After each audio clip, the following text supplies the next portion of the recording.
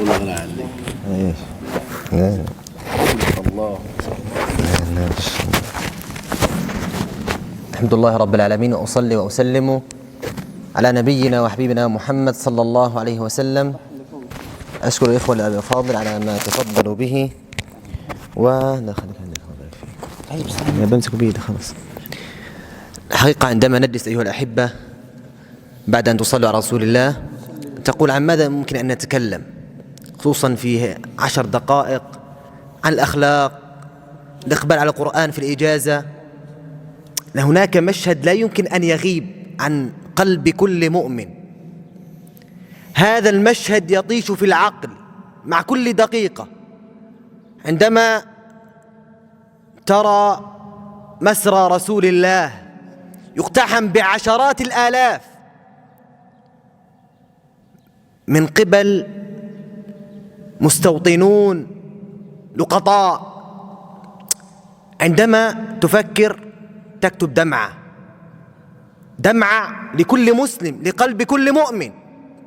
عندما ترى الأخت هذه المشاهد لابد أن تمر على قلبك، لأن هذا منكر عظيم يهدم الدين، يهدم أفضل بقاع ألا وهي أرض فلسطين تدنس. والنبي صلى الله عليه وسلم ماذا يقول؟ بقلبه وذلك أضعف الإيمان، دمعة لقلبك. وعندما ترى الأخت المتحجبة وهي تصلي يقلع منها الحجاب، وعندما ترى الأب أمام ولده يضرب من لقيط مستوطن، دمع وألم، جرح عميق عميق على حال أقصانا مسرى رسول الله، وعلى حال أيضا أمتنا. هذا هو مسرى رسول الله، دنس قبل أيام. من تحرك؟ كل الأنظار إلى هذه البقعة، إلى أرض غزة. أي أمة في عالم الغرب نحن؟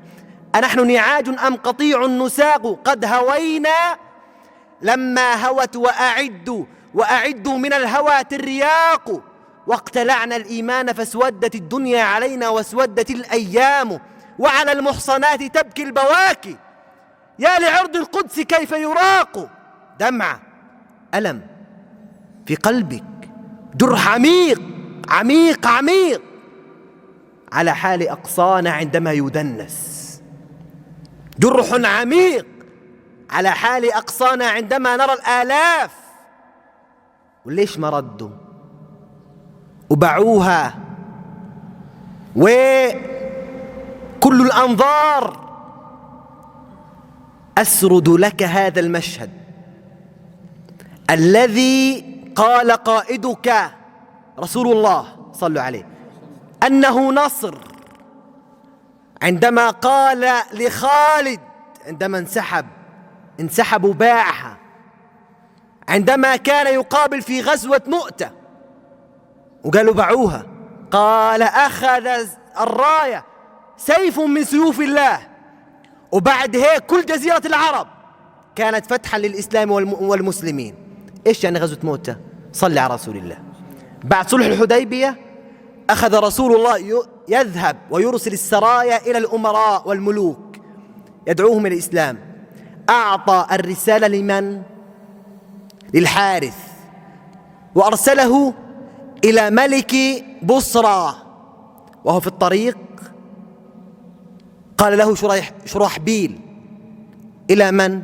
قال إلى عظيم بصرى، وشرحبيل هذا ملك إحدى المدن من المشركين.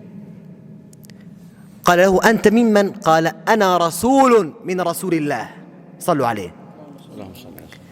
فأخذه وأوثقه وقص عنقه. هذه أعظم جريمة عند المشركين قبل المؤمنين، لأنه هذا رسول في جميع الشرائع لا يمكن أن يمس. هذه استهانة برسول الله. شاع عند جميع جزر العرب أن هذا الرسول قد قتل، وأنه رسول الله. ووصل الأمر إلى النبي صلوا عليه فالنبي استنفر، هذا إهانة لرسول الله أن يقتل الرسول. جمع الصحابة وكانوا 30,000، الصحابة أعزاء ما شاء الله، جيش ب30,000 لم تحصل. وأمر النبي وقف وأمر قال يأخذ الراية من؟ زيد بن الحارث رضي الله عنه، فإن استشهد فيأخذ الراية من؟ جعفر بن أبي طالب رضي الله عنه، فإن استشهد فيأخذ الراية من؟ عبد الله بن رواحة. وخطب بالناس قال أيها الصحابة لا تقتلوا وليدا ولا امرأة ولا تقطعوا شجرة، رحمة الإسلام، وابعثوا بالرسول إلى المدينة قبل أن تقاتلوها تدعوها إلى الإسلام. الإسلام للفاسق والطائع، إنما بعثت رحمة للعالمين قبل أن يكون بالسيف. الإسلام لا يتشوف إلى جذ الرقاب، لا. وبعد ذلك ودع الصحابة الأهل. عبد الله بن رواحة رأوه يبكي، لما تبكي على الدنيا؟ قال لا، ولكني سمعت آية من رسول الله أتذكرها، وإن منكم إلا واردها. انطلق الجيش، وصلوا إلى بلاد الشام والمشركون قد اجتمعوا، والصحابة والجيش قد تمركز يريد القتال في غزوة مؤتة. لتعلم أن عدم إطلاق الصواريخ إنما هو نصر، وستعلم بإذن الله. وصل الخبر للمسلمين أن جيش المشركين كم؟ في رواية أكثر من 200,000، وفي رواية أنه كان جيش المسلمين 100,000 مقاتل. دب الذعر في قلوب المؤمنين، 30,000 مقابل 100، إيش نسوي؟ فقام جيش المسلمين بالاقتسام والتشاور إلى يومين. انقسموا إلى فريقين، فريق منهم قال والله بدنا نبعث لرسول الله نقول له يا رسول الله ابعث إلنا مدد وعون، وفريق آخر قال لا استنوا. قام عبد الله بن رواحة وقال نحن خرجنا إما النصر وإما الشهادة، رفع المعنويات وذهبوا إلى القتال واقتحموا صفوف المشركين. فالراية مع من؟ مع زيد بن ثابت بن الحارث رضي الله عنه، وأخذوا يقاتلون والأشلاء والدماء حتى قتل زيد وسقطت الراية. أخذ الراية من؟ جعفر رضي الله عنه، فأخذ في صفوف المشركين يقاتل ويقتحم، قطعت يده اليمنى، أخذ الراية باليسرى، ثم قطعت دماء وأشلاء حتى يقال أن جعفر لا يوجد لفرسه موطن من كثرة عدد المشركين، وهو يطعن ويقتل.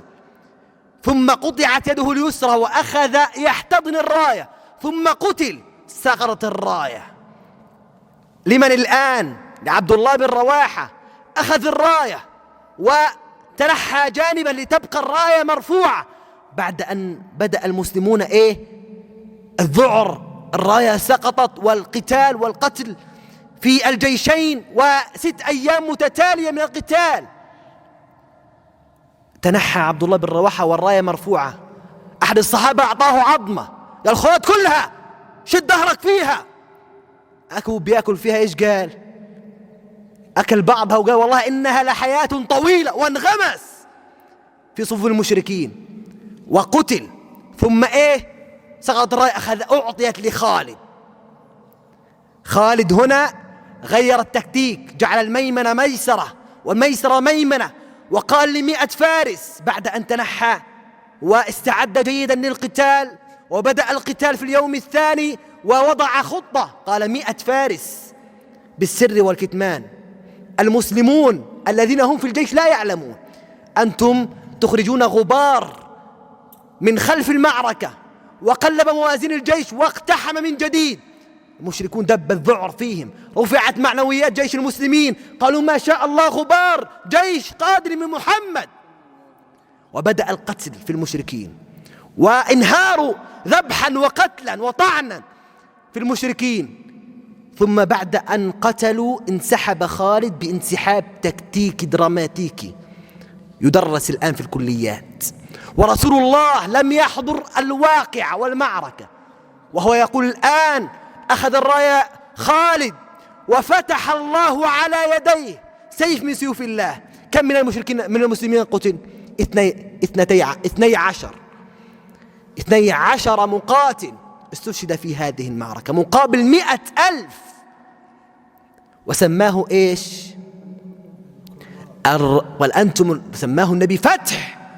لذلك إياك أن تقلق على وعد الله. بدناش ننظر كتير لوعد الآخرة وإحنا حنحرر الأقصى والديار والفتح، لا، هذا وعد من الله وسيأتي حتما. والقادة اليوم يرجحون المصالح والمفاسد، وإن شاء الله بعد أن انسحب خالد ففتحت البلاد ودخل من الجزر في دين الله أفواج، وبإذن الله بعد اقتحام الأقصى بإذن الله سيكون هذا فتحا ونصرا قريبا. وإن شاء الله بإذن الله عليك أنت أن تجعل في قلبك أن عليك نصر بالكلمة، بالدفاع عن عرض المجاهدين والمقاومين، بأن تنصر الدين بأخلاقك. عندما يراك هذا أنت تصلي ما شاء الله، إياك أن تطعن الإسلام وأنت لا تدري. شوف هذا اللي بيصلي، شوف إيش سوى، شوف كيف بده ينصر الإسلام، تكون فتنة لغيرك. لا، نريد أن نبدأ. وعد الله الذين آمنوا وعملوا الصالحات لا يستخلفنهم في الأرض وليمكنن لهم وليبدلنهم. إيش النتيجة؟ ما هم إيش بيسووا؟ يعبدونني. تحقق العبودية في نفسك، وأن تدافع عن عرض الإسلام والمسلمين، وأن يدمع قلبك، وأن تشعر بهم المقدسات والمسرى. وبإذن الله جل وعلا يكون النصر قريب. حتى لا أطيل، بارك الله فيكم وجزاكم الله خيرا، والسلام عليكم ورحمة الله وبركاته. بارك الله فيكم. بارك الله في حبيبنا أبو العبد. أتحدث اليوم في أعظم يوم من أيام الله جل وعلا، هذا اليوم يوم الجمعة، في هذه الدقائق عن أمر نظرنا له كثيرا، لكن ما زلنا نعيش في أزمة حقيقية، ولا بد لنا أن ننظر وأن نكثف، لأن هذا الموضوع عظمه الإله جل وعلا، فجعل جميع الشرائع تتفق في أصوله. يعني التوراة جاءت بأصوله، والقرآن كذلك. جميع الأديان اتفقت في أصول الأخلاق،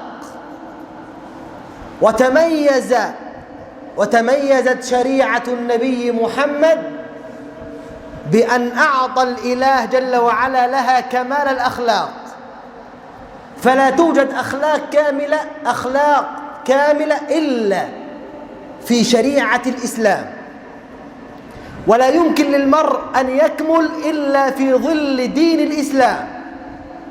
ديننا دين جمال، دين كمال، دين عظمة، لكن نحتاج اليوم إلى أن نطبق هذا الدين في نفوسنا وفي بيوتنا، وأن ننزل هذا الدين أثراً على الواقع في حياتنا العملية، كما فعل بذلك نبينا صلى الله عليه وسلم.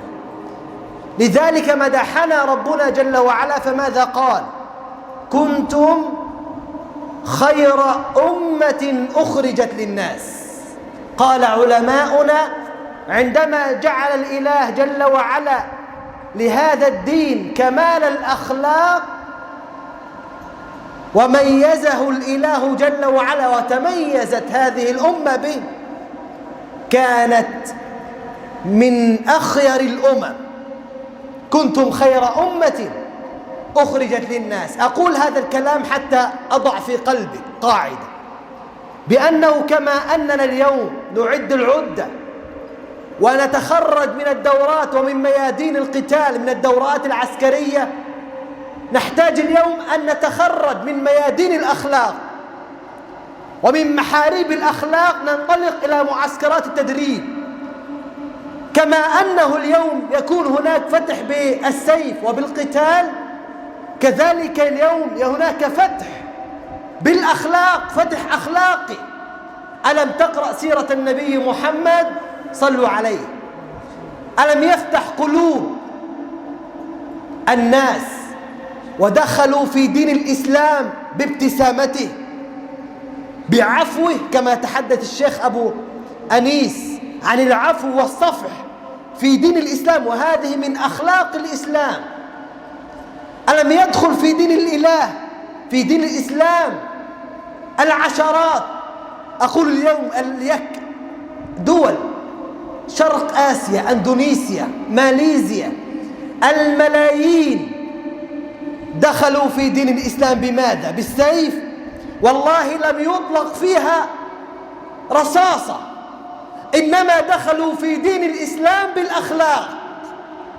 أكثر من 400 مليون مسلم اليوم في دولة أندونيسيا وفي دولة ماليزيا، ويتنافسون في قراءة القرآن والدعوة إلى الله. دخلوا في دين الإسلام بالأخلاق. واليوم نعيش أزمة وانفصام بين العبادات والمعاملات، وأنت تعلم بأن أركان الإسلام جميعا عندما تحدث الإله جل وعلا عنها ربطها بالأخلاق. فالحج، وهذا هو الموسم، قبل أن يتكلم عن الأركان والشروط قال فلا رفث ولا فسوق ولا جدال في الحج.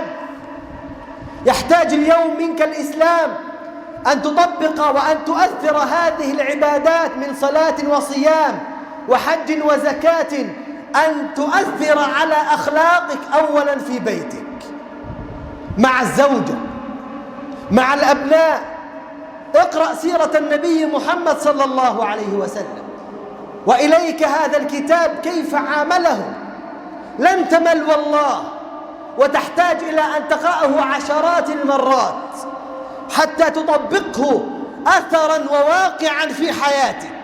كيف تعامل النبي مع الزوجة، كيف تعامل مع الجيران، كيف تعامل مع الكفار.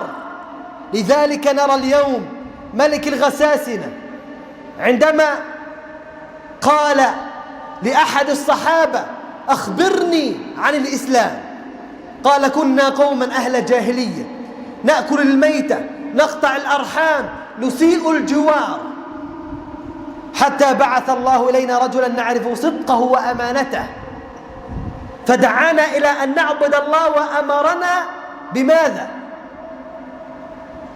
لم يذكر الصلاة ولا الزكاة ولا غيرها، وأمرنا بصدق الحديث وأداء الأمانة. اذهب اليوم إلى الأسواق وانظر اليوم إلى صدق الحديث وأداء الأمانة. نحتاج منك أن تكون طبيبا صادقا أمينا في مهنتك. نحتاج الإسلام منك أن تكون معلما متميزا، داعيا متميزا، أمينا في كل مهنة. هذا هو الإسلام. إذا سألتم الله فاسألوه الفردوس الأعلى. ونبينا كان متميزا في أي عمل، في الدعوة، في أخلاقه مع بيته، في أخلاقه مع زوجته. وأنت أيها المعلم، أيها الطبيب، أنت صاحب رسالة، كن ذا خلق. بالأمس والله يحدثني أحد الناس عن فلان في مهنة، يقول انظر إلى هذا الزميل صاحب خلق، يستقبلني بابتسامة، يجلسني في مكتبه، يؤدي عمله بإتقان. وانظر إلى الزميل الآخر لا يجلس في مكتبه. إنا عرضنا الأمانة على السماوات والأرض والجبال فأبين أن يحملنها وأشفقن منها وحملها الإنسان أعظم مصيبة اليوم أننا نعيش انفصاما بين الأخلاق وبين العبادات. لا نجد لهذه العبادات أثرا في بيتك مع الناس. لذلك الإله جل وعلا سماهم المقتسمين، الذين أخذوا ببعض الكتاب وتركوا البعض الآخر، فوربك لنسألنهم أجمعين عما كانوا يعملون. ستسأل عن كل صغيرة وكبيرة، لأن دين الإسلام دين متكامل، لا يقبل الإسلام أن يتجزأ، وما بيقبل الإله جل وعلا أن تأخذ الإسلام على كيفك. بدك تأخذ بالصلاة وتأدي الصلاة، وتأخذ بقراءة القرآن، وما بدك تأخذ بإعطاء الحقوق إلى أصحابها، وما بدك تأخذ بآيات المواريث، ما بدك تأخذ بآيات الأمانة وتدخل العمل في مهنتك، ما بدك تأخذ بآيات الإحسان إلى الزوجة، ولهن مثل الذي عليهن بالمعروف.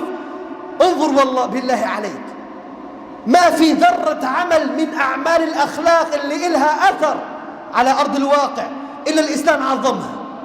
نأتي إلى الابتسامة، تبسمك في وجه أخيك صدقة. إذا التقى المسلمان، يعني إذا شفت أخوك المؤمن فتصافحا تساقطت ذنوبهما ولو كانت مثل زبد البحر. الله أكبر، بالتصافح فقط. فكيف إن طبقت هذه الأخلاق؟ كيف إن طبقت هذه الأخلاق؟ لذلك إياك أن تأتي يوم القيامة وتكون من المفلسين، من يأتي بحسنات أمثال جبال تهامة ويأتي فشلا في أخلاقه، لطم هذا وأخذ مال هذا وأكل مال هذا. الله أكبر. ليك الإسلام لو كانت أخلاقنا اليوم كما كان عليه الصحابة، أولا بالقلب، أن تنقي هذا القلب، أن تنقي هذا القلب كما قال الشيخ أبو أنيس في بداية درسه بالعفو. لذلك النبي كان عندما يخرج إلى الصحابة كان يقول: ألا لا يخبرني أحد منكم عن أحد فإني أحب أن أخرج إلى أصحابي سليم الصدر معافى. نقي قلبك بداية، واصنع هذا القلب وتخلص من أمراض القلوب. أعظم صناعة عرفها التاريخ ماذا؟ إنك تصنع هذا القلب. الإسلام والله ما بده منا طقوس وفقط، ابدأ بصناعة هذا القلب. واسمع للشيخ حازم إسماعيل سلسلة صناعة القلوب، كيف تصنع هذا القلب. ربما 15 حلقة، كل حلقة لا تقل عن ساعة. كيف تصنع هذا القلب؟ أعظم صناعة عرفها التاريخ صناعة هذا القلب، أن تجعله ساميا متعلقا بالله، فلا يكن لديك هدف في الحياة إلا أن يكون الإله جل وعلا راض عنك.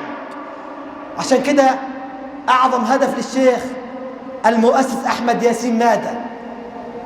أن يرضى الله عني، أن يرضى الله عني. وبنى جيلا عظيما. وكذلك اجعل هدفك في الحياة الله غايتك، فإن كان الإله جل وعلا هو الغاية وتعلق هذا القلب بالله كنت محسنا، وتأثرت وكان لهذه العبادات أثرا على أرض الواقع في بيتك مع جيرانك. فإن لم تعكس هذه العبادات الشعائرية على عباداتك التعاملية لا يمكن لك أن تجني ثمار تلك العبادات. أسأل الله جل وعلا أن يحسن أخلاقنا وأن ييسر أرزاقنا. بارك الله فيكم وجزاكم الله خيرا.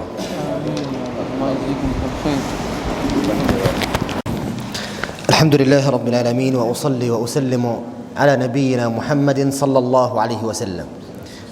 لا شك أن الحديث أيها الأحبة الكرام عن هذه الأيام العظام المباركات التي يكفر الله تبارك وتعالى بها السيئات ويرفع بها الدرجات وتستجاب فيها الدعوات. فطوبى لمن تعرض لنفحة من النفحات كما قدم الشيخ بلال. رب نفحة من نفحات هذه المواسم تصيبك فلا تشقى بعدها أبدا. أسأل الله جل وعلا أن يكرمنا بنفحة نسعد بها أبدا أبدا إلى يوم أن نلقاه. صلوا على رسول الله. الإخوة الكرام، قدموا بأحاديث وقسم الرب جل وعلا في سورة الفجر عن هذه الأيام المباركات. وكما انتقل الشيخ بلال إلى زاوية معينة، أنا أيضا أنتقل إلى زاوية لم تغب عن عين قلبي منذ أن نظرت إلى هذا المشهد، وجلكم رأى هذا المشهد على مواقع التواصل. وبعد هذا المشهد أنتقل إلى كلام يكتب بماء الذهب للإمام ابن رجب رحمه الله. هذا المشهد لهذه المرأة التي كانت الدموع تنسكب من عينيها عندما غادرت أرض الوطن قبل أن تصعد الطائرة متجهة إلى الكعبة المشرفة. أسأل الله أن يكرمنا جميعا بحجة إلى بيته الحرام. هذه المرأة تدمع دموعا غامرة كثيفة وتقول: عقبال عندكم يا أولادي، عقبال عندكم يا أولاد شعبي، عقبال عندكم يا أولاد المؤمنين. ويقول الإمام ابن رجب رحمه الله: لما علم الإله جل وعلا أن الشوق إلى بيت الله الحرام لأداء الحج في هذا العام قد قذفه الإله جل وعلا في قلب جميع المؤمنين. كل مؤمن يرى هذا المشهد يدمع، يرتعد هذا القلب شوقا إلى أن يدرك الحج والوقوف بعرفات. لما علم الإله جل وعلا أن الشوق إلى الوقوف بعرفات وأداء حج بيت الله الحرام قد قذفه الإله جل وعلا في قلب كل مؤمن، وعلم أن المسلم يمكن ألا يدرك الحج إلى بيت الله الحرام، أوجب عليه الحج في العمر مرة.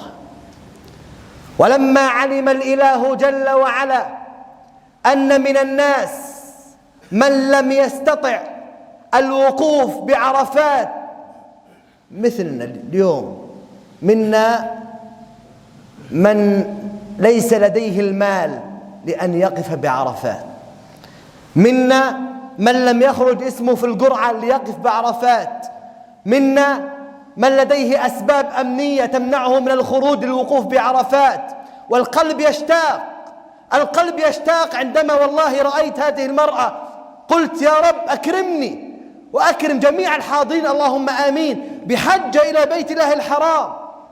هذا الواجب الذي فرضه الإله جل وعلا علينا أن نحج.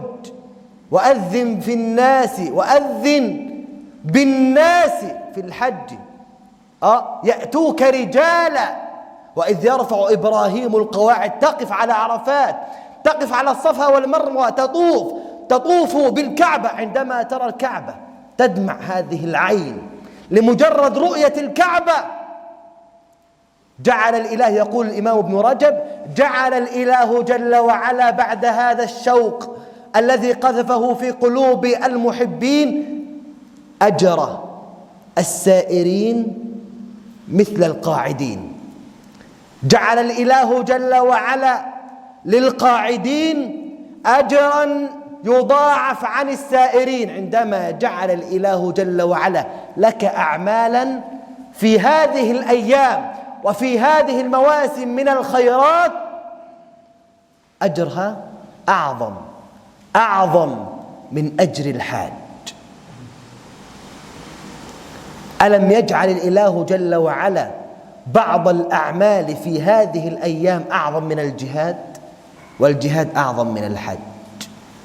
لأجل ذلك اليوم هذه النفحات وهذه المواسم نريد أن نتعرض لها حتى تصيبنا نفحة كما قدم الشيخ بلال، فلا نشقى بعدها أبدا. والشيخ أبو نزار قال لك التاجر الحادق الفهمان اللي بيعرف إنه اليوم بضاعة الآخرة بضاعة كاسدة رخيصة، بيشتري هذه البضاعة في الرخص، وعندما تغلى البضاعة إيش ببيعها، وبتلاقيه إيش من أغلى الناس. طب متى أبيع بضاعة الآخرة؟ يقول الإمام أبو العلاء بضاعة الآخرة كاسدة.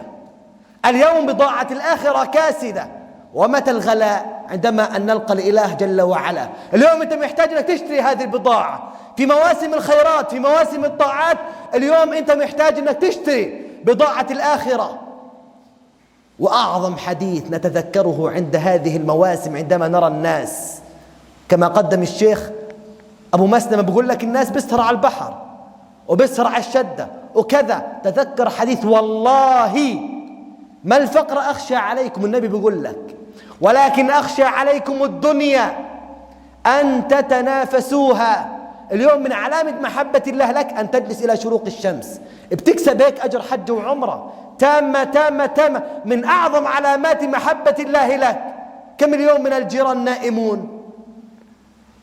الإله جل وعلا وفقك في هذه المواسم، في هذه الأوقات المباركات، لأن تجلس إلى شروق الشمس لتكسب حج وعمرة تامة تامة تامة. والله ما الفقر أخشى عليكم ولكن أخشى عليكم الدنيا أن تتنافسوها كما تنافسوها فتهلككم كما أهلكتهم. لذلك أختم الحديث بأهم 3 أمور قبل أن تقبل في منتصف الأسبوع القادم على هذه الأيام المباركات. صلوا على رسول الله. أول أمر من هذه الأمور ما هدله الشيخ بلال، وقال بدك تعمل تمهيد، يعني تخلية، منهج إسلامي، تخلية قبل التحلية. هذه القزازة لو أجينا نعبيها مية وكان فيها نقطة دم بينفع تشرب منها؟ بينفع تستسيغها أنت؟ لا. وهكذا القلب تخليه من الجميع الذنوب والمعاصي. بماذا؟ بالتوبة. بالتوبة. كيف تحدثني عن التوبة وأنا قاعد بجلس لشروق الشمس؟ من الذي ما ساء قط ومن له الحسنى فقط. كل بني آدم خطاء، أنا بذنب وأنت بتذنب، وكلنا نحتاج إلى التوبة. لولا أنكم لا تذنبون لذهب الله بكم ولأتى بقوم يذنبون فيستغفرون الله فيغفر له. احنا بحاجة أن نجدد التوبة في هذه الأوقات، في كل صباح وفي كل مساء. ليش؟ القابض على دينك القابض على الجمر. تتذكر حديث النبي صلى الله عليه وسلم اللي بيقول لك يصبح الرجل مؤمنا ويمسي كافرا. الوضع صعب، يبيع دينه بعرض من الدنيا. اللهم ثبت قلوبنا على الدين. ثاني أمر من الأمور، حتى لا أطيل وأدع المجال لمشايخنا، ثاني أمر أن أذكر بأنك إن كنت من المضحين أن تمسك عن شعرك وأظافرك وحلق شعر عانتك إلى أن تنحر الأضحية. وهذه سنة جميل من يضحي ومن لم يرد أن يضحي أن يمسك عنها، وأن نربي أبناءنا. هذا درس لك، أن تربي الأبناء وتقول لي يا ولدي هذه سنة عن النبي صلى الله عليه وسلم. جميل أن نربي اليوم، والتربية على سنة النبي من أعظم المناهج التربوية. كما أن هناك منهج التخلية قبل التحلية تحدث عنه أبو حامد الغزالي أول من تحدث عنه، منهج اليوم يدرس في الغرب. وكذلك منهج التربية، تربية الأبناء على سنة النبي صلى الله عليه وسلم، منهج عظيم. لأجل ذلك قال النبي صلى الله عليه وسلم للرجل الذي كان في الطعام يأكل بإيش؟ بشماله. قال لا استطعت، فما رفعها بعد ذلك. في الطعام لا تستهن، ولدك على طاولة الطعام، في المسجد بعد الصلاة، سنة المغرب، سنة الفجر، كذا، رب ولدك على سنة النبي صلى الله عليه وسلم، وحبب إلى أولادك، وحبب في بيتك، وأيقظ سنة النبي، فمن أحيا سنتي عند فساد أمتي فله أجر إيش؟ شهيد. أختم بالأمر الثالث الذي لا بد لك أن تستقبل به هذه الأيام المباركات، أن تكثر من الأعمال الصالحات. أولا بالحج، ما استطعت الحج أن تنوي الحج، فمن نوى قيام الليل ولم يقم الليل كتب له قيام ليلة، وكان نومه إيش؟ هدية من الله. اللهم إنا نوينا أن نحج إلى بيت الله الحرام، لكن لقلة المال، لعدم خروج اسمنا في القرعة، لغيرها من الأسباب لم نخرج إلى الحج في هذا العام. اللهم إنا نسألك أن تكتب لنا أجر الحج يا أكرم الأكرمين. كذلك ذكر الله، فأكثروا فيهن من التهليل والتكبير والتسبيح. وكذلك لا تنسى إن استطعت أن تضحي، فإن أعظم أيام الدنيا يوم النحر ويوم القر، وقبلها يوم عرفة. صيامه كما قدم المشايخ يكفر سنتين.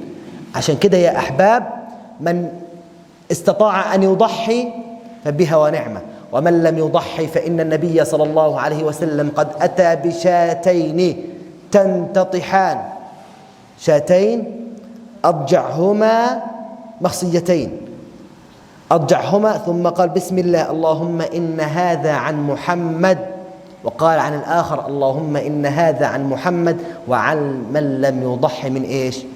من أمة محمد.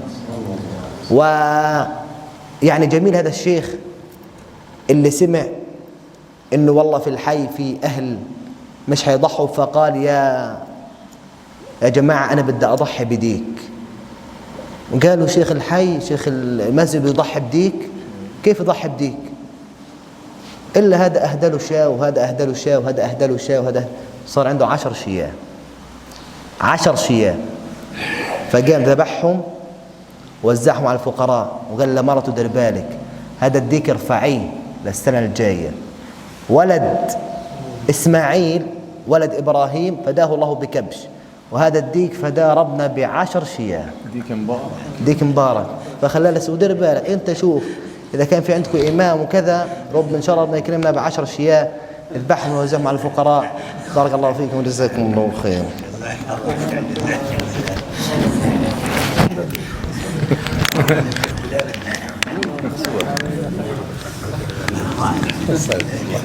استغفر الله استغفر الله. بارك الله في حبيبنا أبي العبد الشيخ بلال وجزاه الله عنا خيرا.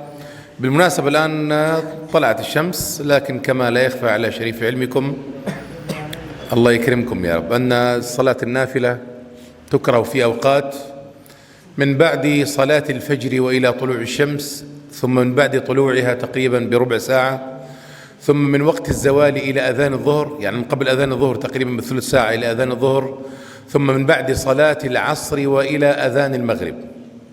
هذه الأوقات اللي تكره فيها صلاة النافلة، ولذلك نستثمر 10 دقائق المتبقيات أو أكثر بقليل مع أخينا وحبيبنا الشيخ أبي معاذ الشيخ فيصل. نختم لقاءنا بكلمات طيبات ودعوات صادقات، ليتفضل أخونا الشيخ أبو معاذ فيصل العزازي على بركة الله. الله يسلم يديك. بارك الله فيك، شرح الله صدوركم. اللهم صل وسلم وبارك على سيدنا محمد. الحمد لله رب